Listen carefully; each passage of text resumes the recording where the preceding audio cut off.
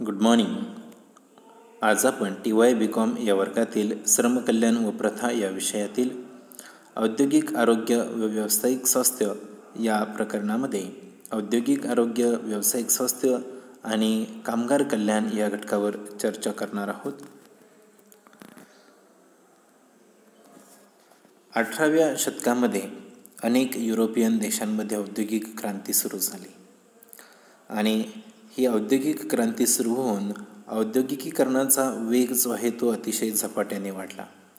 नंतर अमेरिकेमध्ये सुद्धा ही प्रक्रिया जी आहे ती मोठ्या प्रमाणावर घडून आली. उद्योगप्रधान देशांची आर्थिक समृद्धी या प्रक्रियेने मोठ्या प्रमाणावर क्रांती घडून आली. औद्योगिकीकरणातून जी कारखानदारी उत्पादन पद्धती सुरू झाली त्याच्यामुळे कामगारांना मोठ्या प्रमाणावर हाल अपेष्टा सहन करावे लागले.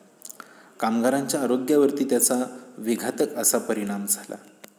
निकृष्ट वेतनामुळे कामगारांना वैद्यकीय उपचाराचा जो काही मार्ग अनुसरणे आवश्यक होते ते सुद्धा कठीण झाले. कामगार आणि उद्योजक यांच्यातील संघर्ष जो आहे तो दिवसेदिवस वाढू लागला आणि हा संघर्ष दिवसेंदिवस वाढत जाऊन औद्योगिक शांतता आणि सुरक्षितता जी आहे ती त्यांना धोका निर्माण झाला. कामगारांचा शारीरिक, मानसिक आणि आर्थिक ताण वाढत जाऊ लागला आणि असा आर्थिक ताण वाढल्यामुळं त्यांचं आरोग्यसुद्धा काय झालं, बिघडत चाललं. कामगारांचं निकृष्ट पातळीकडं जाणारं जे काही जीवनमान आहे किंवा राहणीमान जे आहे ते सुधारण्यासाठी त्यांना आरोग्यकारक सुविधा निर्माण होण्यासाठी वेगवेगळ्या उपाययोजना करण्याची आवश्यकता सरकारला भासू लागली. कारखान्यामध्ये असणारं जे काही कोंदट वातावरण असेल किंवा अस्वच्छता असेल, यंत्रांचा खडखडाट असेल, अशा वातावरणामध्ये कामगार काम करत असल्यामुळं ही गोष्ट जी आहे ती कामगारांना अतिशय अवघड वाटू लागली किंवा त्यांच्या दृष्टिकोनातून ती गोष्ट अवघड होऊन बसली. कामगारांचा या वातावरणाशी संबंधित असल्यामुळं त्यांच्या प्रकृतीवरती परिणाम होऊ लागले आणि याचाच परिणाम म्हणून कामगारांना वेगवेगळ्या प्रकारचे रोग होऊ लागले. त्यामध्ये क्षय, अतिरक्तदाब, दमा, छातीचा कफ, विकार यासारख्या रोगांचा प्रादुर्भाव प्रामुख्याने निर्माण झाला आणि यामुळंच कामगारांची रोगप्रतिकारक क्षमता जी आहे ती कमी होऊ लागली. मग अशी रोगप्रतिकारक क्षमता वाढवण्यासाठी किंवा प्रतिबंधक शक्ती वाढवण्यासाठी त्यांचे जीवनमान निरोगी किंवा निकोप करण्यासाठी कामगारांच्या औद्योगिक आरोग्याचा सुद्धा विचार करणं गरजेचं ठरलं किंवा अपरिहार्य ठरलं. औद्योगिक आरोग्य सुधारण्याच्या पाठीमागं मुख्य हेतू जो आहे तो असा होता की कामगारांची शारीरिक आणि मानसिकता सदृढ झाली पाहिजे किंवा मानसिकदृष्ट्या आणि शारीरिकदृष्ट्या कामगार सदृढ होऊन त्याची कार्यक्षमता जी आहे ती वाढीस लागली पाहिजे. कारण कामगार हे कारखान्याची उत्पादकता वाढवत असतात. कारखान्याची उत्पादकतेबरोबर कारखान्याचा नफासुद्धा वाढवत असतात आणि औद्योगिक क्षेत्रामध्ये आरोग्य विघातक गोष्टी घडत असल्यामुळे त्याचा वाईट परिणाम जो आहे तो श्रमिकांच्या शरीरावर आणि मनावर पडून येऊ लागला किंवा असा जो काही वाईट परिणाम त्यांच्या शरीर आणि मनावर झाल्यामुळं विशिष्ट रोगांचा कामगार बळी पडू लागले.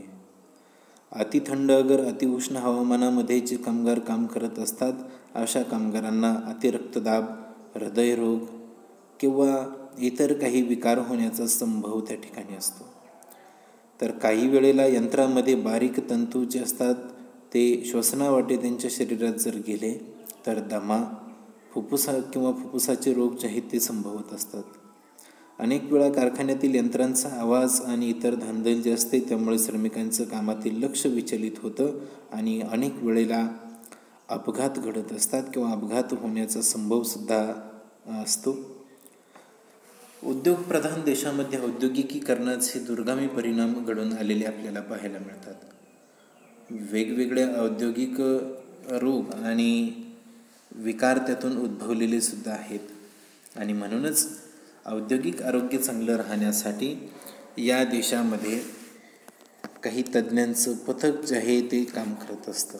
त्यामध्ये शरीरविज्ञान तज्ज्ञ, जीवरसायन तज्ज्ञ, डॉक्टर्स, वातावरण तज्ज्ञ, मानसशास्त्रतज्ज्ञ, समाजशास्त्रतज्ञ इत्यादींचा समावेश त्यामध्ये आहे. या पथकाचा विशाल औद्योगिक आरोग्याचा उपक्रम असतो. म्हणजेच मोठ्या प्रमाणावरती आरोग्याचे उपक्रम यांच्यामार्फत राबवले जात असतात. तज्ज्ञ वैद्यकीय अधिकारी चांगल्या वेतनावर कारखान्यामध्ये बऱ्याच वेळेला नेमले जात असतात. ते वैद्यकीय सल्ला आणि मार्गदर्शन देत असतात किंवा वेळप्रसंगी उपचारसुद्धा करत असतात. ठराविक कालावधीने कारखान्यातील सर्व कामगारांची तपासणी बऱ्याच वेळेला करतात आणि याचा तपशीलवार अहवाल ठेवत असतात. कारखान्यातील वातावरण स्वच्छ करण्याकडे लक्ष दिले जात असते. तसेच विविध संसर्गजन्य रोग जे आहेत त्या रोगांना नियंत्रित करण्यासाठी सुद्धा रोगप्रतिबंधक लस टोचण्यात येते. हवा, पाणी यांचं प्रदूषण जे आहे ते होऊ नये यासाठी काळजी घेतली जात असते किंवा कारखाना व्यवस्थापनाकडून शुद्ध हवा, पाणी, प्रकाश कामगारांना उपलब्ध करून दिले जात असतात. याचा जर पाठीमागचा इतिहास जर आपण पाहिला तर दुसऱ्या महायुद्धापासून प्रतिबंधक व सुधारक औषधी उपाययोजना ज्या आहेत त्या वाढविण्यात आलेल्या आहेत. कामगारांच्या आरोग्याची निगा जर राखली तर आजारपणाचं प्रमाण जे आहे ते आपोआपच कमी होईल. त्याचा फायदा व्यवसायाला सुद्धा होईल, कारण कामगारांचं गैरहजेरीचं जे काही प्रमाण आहे ते कमी होईल आणि हे आत्तापर्यंत सर्व जगानं मान्य केलेलं आहे. 1931 रॉयल आयोगाने त्याचबरोबर 1946 श्रमिक अन्वेषण समितीने काही मूलभूत आरोग्य आणि कल्याण सुविधा यांची आवश्यकता सांगितली होती. कामगारांचा विकास जर करायचा असेल तर कामगारांचं शारीरिक आणि मानसिक आरोग्य हे चांगल्या पद्धतीनं राहिलं पाहिजे. त्यासाठी कामगारांना कामाच्या ठिकाणी असणारं योग्य वातावरण त्या ठिकाणी निर्माण करून देणं गरजेचं आहे. त्याचबरोबर कामगारांची जी मानसिकता आहे ती मानसिकतासुद्धा चांगली राहील या दृष्टीने प्रयत्न करण्यात येत असतात. अनेक वेळा कामगार जे आहेत ते आर्थिक आणि आर्थिकेतर काही समस्यांमध्ये अडकलेले असतात. त्याचा विपरीत परिणामसुद्धा त्या ठिकाणी कामगारांच्या मनावरती होऊ शकतो. अनेक वेळेला या व्यतिरिक्त सुद्धा विशेष करून कारखान्यामध्ये जे काही कामगार काम करत असतात त्या कारखान्यामध्ये काम करत असताना तेथील वातावरणाचा सुद्धा परिणाम कामगारांवरती झालेला आपल्याला पाहायला मिळतो. भारतामध्ये अनेक कारखान्यांमध्ये अनारोग्यकारक परिसर असल्याने औद्योगिक आरोग्याचे महत्त्व जे आहे ते भारतामध्ये जास्त त्या ठिकाणी आहे. उष्णकटिबंधीय रोग, त्याचबरोबर कामाचे दीर्घतास, पुरेसे पोषण नसलेला आहार ज्याला आपण म्हणतो कमी सकस आहार, कमी वेतन, कामगारांचं असणारं अज्ञान, दारिद्र्य यामुळं येणारं आजारपण जे आहे ते आजारपण, त्याचबरोबर अत्यंत कमी रोगप्रतिकारक शक्ती, शहरी भागामध्ये प्रतिकूल असणारी परिस्थिती इत्यादी अनेक कारणांमुळं कामगारांचं आरोग्य बिघडत असतं. आणि हे आरोग्य सुधारण्यासाठी आरोग्य आणि वैद्यकीय सेवा कारखान्यामध्ये त्याचबरोबर कारखान्याबाहेरसुद्धा मिळणे आवश्यक असते. अंतर्गत आरोग्य सुविधा ज्या आहेत त्या अंतर्गत आरोग्य सुविधांना जास्त महत्त्व दिलं जात असतं. यामध्ये विशेष करून प्रथमोपचार, रुग्णकक्ष, औद्योगिक स्वच्छता, व्यावसायिक आरोग्य, तातडीचे वैद्यकीय उपचार इत्यादींचा समावेश आपल्याला पाहायला मिळतो. विशेष करून खाणीमध्ये, कारखान्यामध्ये काम करणाऱ्या कामगारांना सुरक्षेची आवश्यकता असते. त्यासाठी प्रथमोपचार त्या कामगारांना देणं अपेक्षित असतं किंवा जर आवश्यकता भासली तर रुग्णकक्षसुद्धा त्या ठिकाणी उपलब्ध करून द्यावा लागत असतो. ज्या खाणीमध्ये किंवा ज्या कारखान्यामध्ये कामगार काम करत असतात तिथे निर्माण होणारं जे काही प्रदूषण आहे त्याचाही परिणाम कामगारांच्या आरोग्यावरती होत असतो. मग असा परिणाम होऊ नये यासाठी काही प्रतिबंधात्मक उपाययोजना त्या व्यवस्थापनाला करावी लागत असते. 1934चा कारखाना कायदा जो आहे तो 1948 साली अधिक व्यापक करण्यात आला आणि 1948चा अधिक व्यापक कारखानदारी कायदा जो आहे त्या दोन्हींमध्येही म्हणजे 1934 आणि 1948 या दोन्हींमध्येही स्वच्छता, केरकचऱ्याची असणारी विल्हेवाट, वायुविझन, योग्य तापमान, धूळ यांचा प्रतिबंध करणं, त्याचबरोबर अवाजवी गर्दीचे नियंत्रण करणं, योग्य आणि पुरेसा प्रकाश देणं, पिण्याच्या पाण्याची सोय करणं म्हणजेच कामगारांना पिण्यासाठी स्वच्छ पाणी उपलब्ध करून देणं, शौचालय, मुताऱ्या, पिंकदाणी इत्यादी बाबतच्या तक्रारी करण्यात आल्या. या कायद्यामध्ये सर्व कारखान्यांना प्रथमोपचार सक्तीचा केला गेला आणि 500पेक्षा जास्त श्रमिक ज्या कारखान्यांमध्ये काम करतात अशा कारखान्यांना रुग्णांसाठी स्वतंत्र खोली करण्याची व्यवस्था सक्तीची करण्यात आली. नंतर 1948च्या राज्य कामगार कायद्यामध्ये काही सुधारणा करून वैद्यकीय सुविधांच्या ज्या काही तरतुदी आहेत त्या वाढविण्यात आलेल्या आहेत आणि या कायद्यानं औद्योगिक कामगारांना प्रसूतीचे फायदे, अपंगत्वाचे फायदे, कामगारावर अवलंबून असणाऱ्यांना आजारांचे फायदे, त्याचबरोबर कामगारांच्या आजारपणाचे फायदे, प्रसूती आणि अपंगत्व त्याचबरोबर मृत्यू या कारणांसाठी कामगारांना वैद्यकीय निगा व रोख पैशाचे फायदे 1948च्या कायद्यामध्ये देऊ केलेले आपल्याला पाहायला मिळतात. म्हणजेच 1948चा जो काही कायदा आहे त्या कायद्यामध्ये एकंदरीत कामगारांचे असणारे शारीरिक आणि मानसिक ताण जो आहे तो कमी करण्याचा प्रयत्न केलेला आहे. तसेच व्यवसायातून कोणत्याही प्रकारच्या आरोग्याची त्या ठिकाणी त्यांना लागण होऊ नये, झाल्यानंतर काय करावं याची प्रतिबंधात्मक उपाययोजना अगोदरच कारखान्यांनी करणं गरजेचं असतं अशी तरतूद केलेली आहे. अशा ठिकाणी धोका जास्त संभवत असतो आणि जर समजा एखाद्या कारखान्यामध्ये काम करत असताना कामगारांना एखाद्या संसर्गजन्य रोगाची जर लागण झाली असेल किंवा तेथील प्रदूषणामुळे त्यांना जर काही आजार जडलेले असतील तर अशा कामगारांना सुद्धा औषधोपचार सुविधा ज्या आहेत त्या व्यवस्थित मिळणं गरजेचं आहे आणि त्यासंबंधीची तरतूद या कायद्यांमध्ये आपल्याला पाहायला मिळते. सार्वजनिक व खाजगी क्षेत्रामध्ये उद्योजकांनी औद्योगिक कामगारांना वैद्यकीय सेवा सुविधा ज्या आहेत त्या मोठ्या प्रमाणामध्ये पुरवलेल्या आपल्याला पाहायला मिळतात. परंतु प्रत्येक उद्योगामध्ये किंवा उद्योग क्षेत्रामध्ये या सुविधांचा दर्जा जो आहे तो व्यवस्थित दिसून येत नाही किंवा चांगल्या पद्धतीचा दर्जा जो आहे तो सर्वच व्यवसायांमध्ये आपल्याला दिसून येत नाही.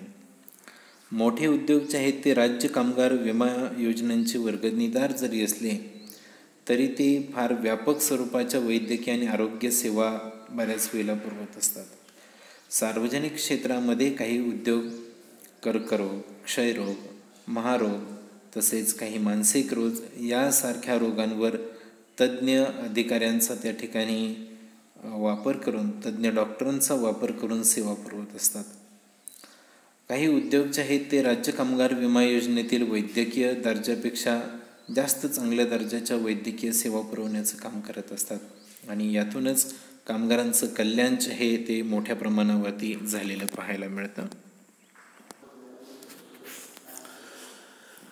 रेल्वे, पोस्ट, तार खाते तसेच इतर काही सरकारी उद्योगांमध्ये विस्तारित असणाऱ्या अशा वैद्यकीय आणि आरोग्य सेवा पुरवल्या जात असतात. काही लहान कारखान्यांमध्ये तर प्रथमोपचारसारख्या किमान दर्जाच्या वैद्यकीय सेवासुद्धा पुरवल्या जात नाहीत. म्हणजेच प्रथमोपचार जर त्यांच्याकडे उपलब्ध नसेल तर रुग्णकक्ष किंवा तज्ज्ञ असणारे डॉक्टर्स त्याचबरोबर इतर ज्या काही वैद्यकीय सुविधा आहेत अशा बऱ्याच वेळेला पुरवल्या जात नाही. म्हणजेच सर्वच कारखान्यांमध्ये किंवा सर्वच व्यवसायांमध्ये कामगारांच्या आरोग्याची व्यवस्थित काळजी घेतली जातेच असं आपण म्हणू शकत नाही. अनेक कारखान्यांमध्ये या सुविधांचा अभाव असल्याचं आपल्याला पाहायला मिळतं. अनेक वेळा कारखानदार किंवा उद्योगपती जे आहेत ते फक्त उद्योगाचा पैसा खर्च होतो किंवा नफ्यातील पैसा खर्च करावा लागतो या कारणास्तव अशा वैद्यकीय सेवा ज्या आहेत त्या कामगारांना उपलब्ध करून देत नाहीत, परंतु ते कायद्याच्या दृष्टिकोनातून योग्य नाही. कामगारांचं जर आरोग्य चांगलं जर राहिलं तरच ते चांगल्या पद्धतीनं काम करू शकतील, चांगलं जीवन जगू शकतील. त्याचबरोबर व्यवसायाला सुद्धा त्यांचा फायदा होऊ शकेल. त्यामुळं कारखानदार, व्यावसायिक यांनी या गोष्टीकडे लक्ष देणं गरजेचं आहे आणि सर्वच कामगारांना चांगल्या पद्धतीची आरोग्य सुविधा असेल ती मिळणं गरजेचं आहे.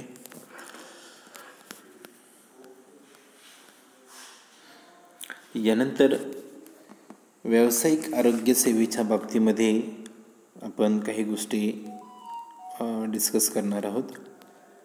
व्यावसायिक आरोग्य सेवा ज्या आहेत त्या अतिशय महत्त्वाच्या असतात किंवा हे एक महत्त्वाचं कार्य आहे.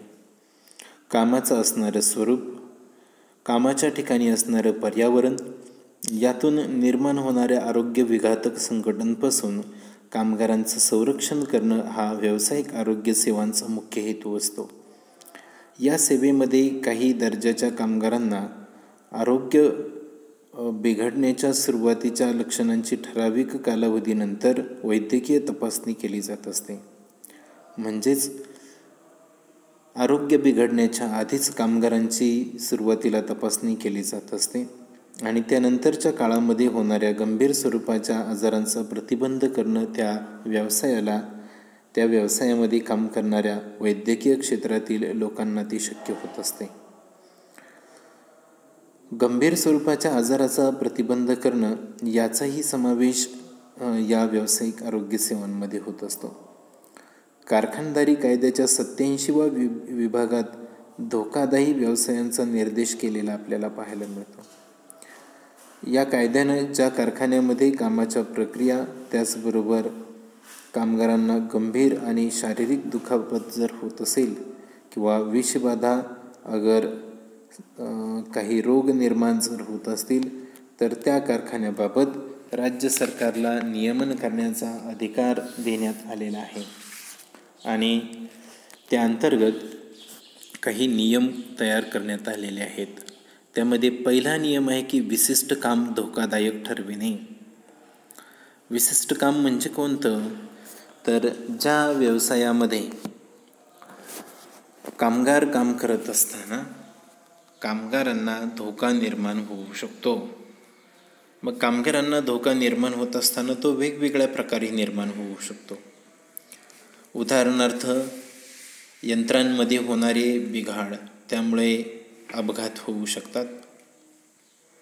अनेक वेळेला यंत्रांचा असणारा जो काही आवाज आहे त्यामुळं बहिरेपणा किंवा इतर काही विकार होऊ शकतात. त्याचबरोबर केमिकल्स कंपन्यांमध्ये काम करत असताना त्या संबंधित केमिकलचा कामगारांच्या शरीरावर परिणाम झालेला आपल्याला पाहायला मिळतो. ज्या ज्या ठिकाणी धोका निर्माण होईल किंवा धोका होण्याची संभाव्यता आहे अशी कामं जे आहेत त्यांचा शोध घेऊन किंवा वेगवेगळ्या कारखान्यांमध्ये किंवा कामाच्या ठिकाणी त्याचा शोध घेऊन अशी धोकादायक कामं कुठली आहेत ते ठरवणं, म्हणजे त्या कामातून धोका निर्माण होतो याची प्रथमतः निश्चिती त्या ठिकाणी करणं गरजेचं असतं आणि अशी निश्चिती या प्रक्रियेद्वारे केली जात असते. त्यानंतर व्यावसायिक रोग होण्याची संभाव्यता असणाऱ्या कामामध्ये स्त्रिया आणि मुलं यांना प्रतिबंध करणं. अनेक वेळेला लहान बालके किंवा स्त्रिया यांच्या शरीरावरती काही केमिकल्स, त्याचबरोबर कारखान्यामध्ये असणारी परिस्थिती याचा विपरीत परिणाम होऊ शकतो किंवा काही व्यावसायिक रोग त्यातून त्यांना जडू शकतात. अशा रोगांचा आणि व्यवसायांचा सुद्धा त्या ठिकाणी शोध घेऊन ते निश्चित करणं गरजेचं असतं. ते निश्चित केल्यानंतर अशा व्यवसायामध्ये मुली आणि स्त्रिया यांना त्या ठिकाणी काम करण्यास प्रतिबंध करण्याचा अधिकार राज्य सरकारनं केलेला आहे किंवा तसा नियम केलेला आपल्याला व्यावसायिक रोगांच्या बाबतीमध्ये आणि या व्यवसायांच्या बाबतीमध्ये पाहायला मिळतो.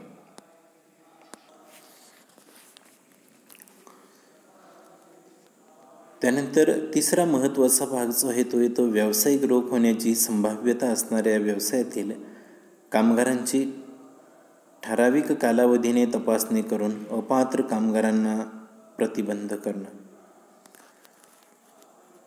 व्यावसायिक रोग संभवतील असे काही व्यवसाय आज कार्यरत आहेत.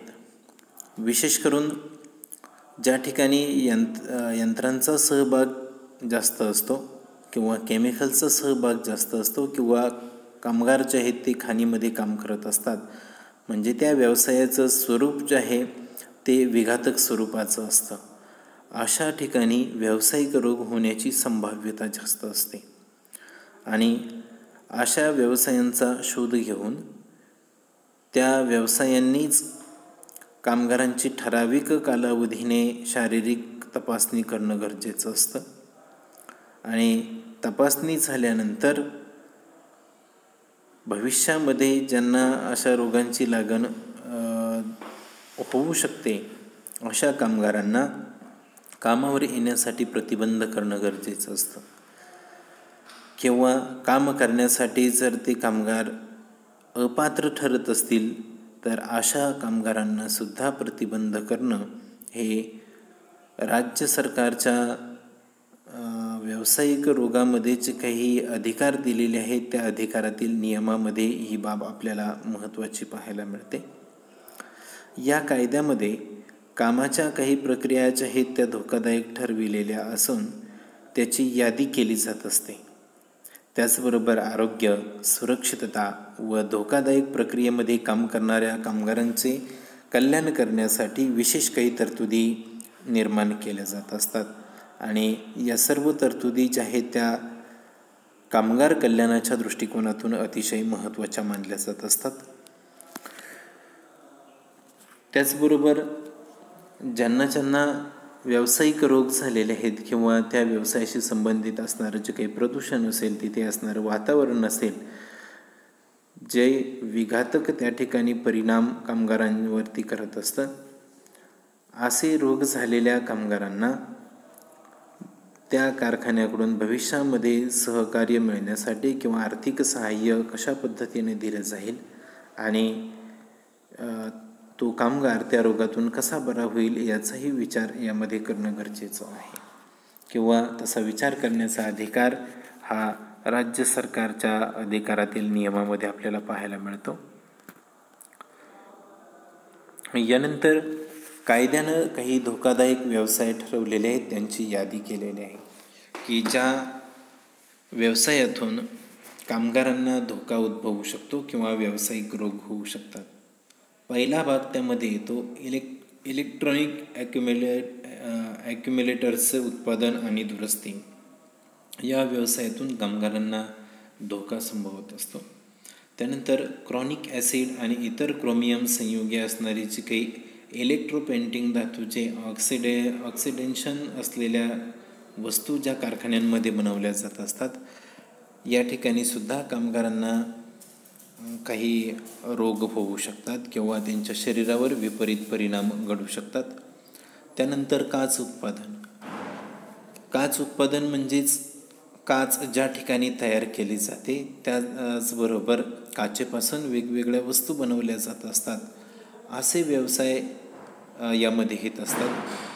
विशेष करून काचेची निर्मिती करत असताना सिलिका नावाचा जो काही पदार्थ आहे किंवा धातू जो आहे तो वितळवला जात असतो. त्याचबरोबर काचेचे तुकडे त्यामध्ये वितळवले जात असतात आणि एकंदरीतच ही प्रक्रिया होत असताना त्यामध्ये असणारी जे काही विनाशकारी घटक आहेत त्यांचा परिणाम कारखान्यातील कामगारांवर होऊ शकतो. त्यामुळं हा सुद्धा व्यवसाय जो आहे तो धोकादायक ठरवलेला आहे. ज्या ठिकाणी काचेपासून विविध वस्तूंची निर्मिती केली जात असते, अशा वस्तूंच्या ठिकाणी सुद्धा काचेचा धक्का लागून किंवा काचेपासून इजा होऊ शकते. त्यामुळं काच उत्पादनाशी संबंधित असणारे जे काही व्यवसाय असतील ते सगळे धोकादायक ठरवलेल्या व्यवसायांच्या यादीमध्ये येत असतात. त्यानंतर शिशाचं उत्पादन आणि प्रक्रिया. तसेच शिशाची संयुग तयार करणारे जे काही व्यवसाय असतील अशा ठिकाणी सुद्धा किंवा या व्यवसायांमध्ये सुद्धा श्रमिकांना धोका जास्त उद्भवतो.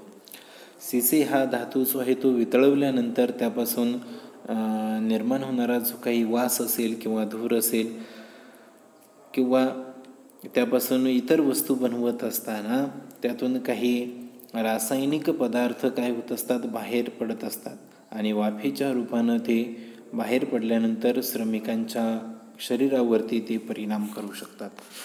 किंवा शिशाची संयुग वापरून त्या ठिकाणी जर काही वेगळ्या वस्तू निर्माण केल्या जात असतील तर अशा ठिकाणी सुद्धा धोका निर्माण होऊ शकतो श्रमिकांच्या शरीरामध्ये. आणि म्हणून कायद्यानं शिशाचे उत्पादन करणाऱ्या किंवा प्रक्रिया करणाऱ्या तसेच शिशाची संयुग जे आहे ती तयार करणारे व्यवसाय जे आहेत ते सर्व धोकादायक बनवलेले आपल्याला पाहायला मिळतात. त्यानंतर पेट्रोलपासून पेट्रोल गॅस तयार करणं. पेट्रोल जे आहे ते पेट्रोल हे द्रव स्वरूपामध्ये आपल्याला पाहायला मिळतं, परंतु पेट्रोलचा वापर करून त्यापासून गॅस निर्मिती केली जात असते आणि गॅस निर्मिती करताना सुद्धा त्यामध्ये काही रासायनिक गुणधर्म जे आहेत ते कामगारांच्या शरीरावर परिणाम करू शकतात आणि म्हणूनच पेट्रोलपासून पेट्रोल गॅस तयार करणं हा व्यवसायसुद्धा धोकादायक व्यवसायांमध्ये त्या ठिकाणी येत असतो. त्याचबरोबर नायट्रोजन आणि अमिनो संयुगांचा वापर.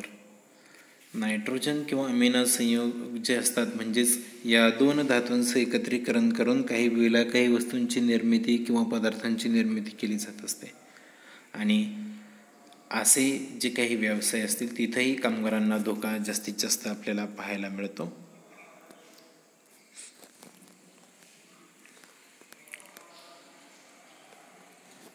त्यानंतर ॲसिड आणि अल्कली यांचा वापर करून विविध वस्तू म्हणण्यापेक्षा जे काही संयुग निर्माण केली जात असतात किंवा वेगवेगळी रसायने त्या ठिकाणी तयार केली जात असतात, तर असे व्यवसायसुद्धा धोकादायक व्यवसाय म्हणून ठरवले जातात.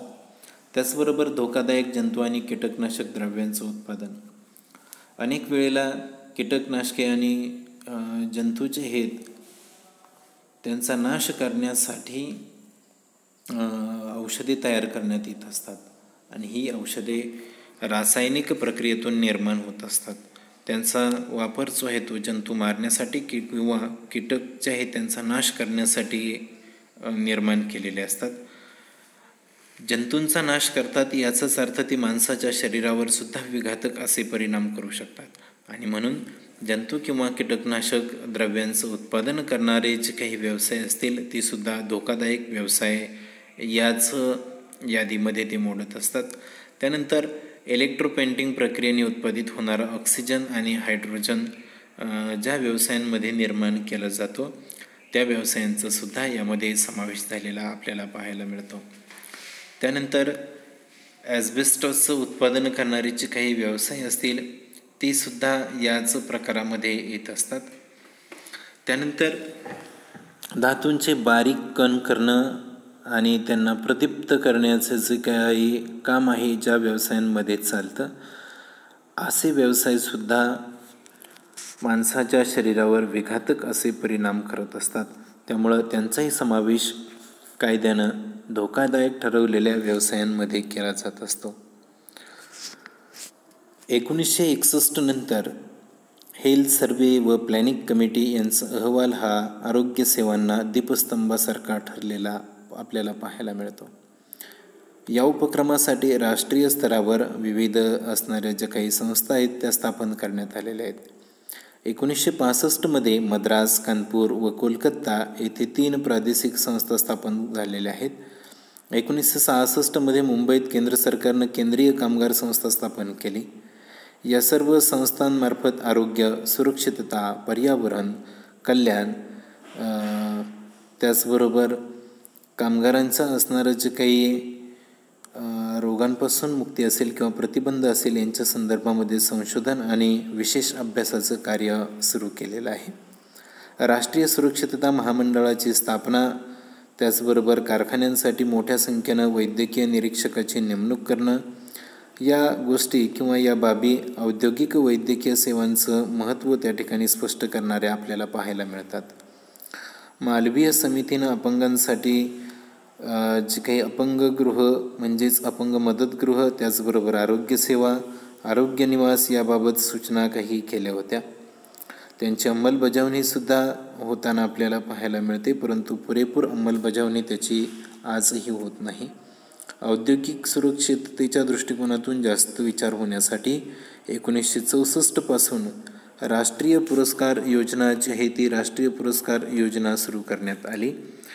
आणि कामगारांचा जो काही व्यवसायांमध्ये व्यावसायिक रोग लागून जे काही स्वास्थ्य बिघडत असतं, त्याचबरोबर त्यावर त्यांच्या शरीरावरती विघातक असे परिणाम होत असतात किंवा काही मानसिक रोग निर्माण होत असतात, या सर्वांपासून वाचण्यासाठी काही उपाययोजना करणं बंधनकारक या ठिकाणी केलेलं आपल्याला पाहायला मिळतं.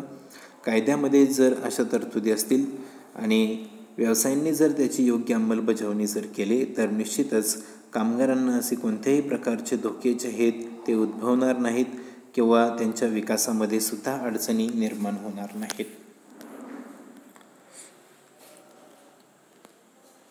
धन्यवाद.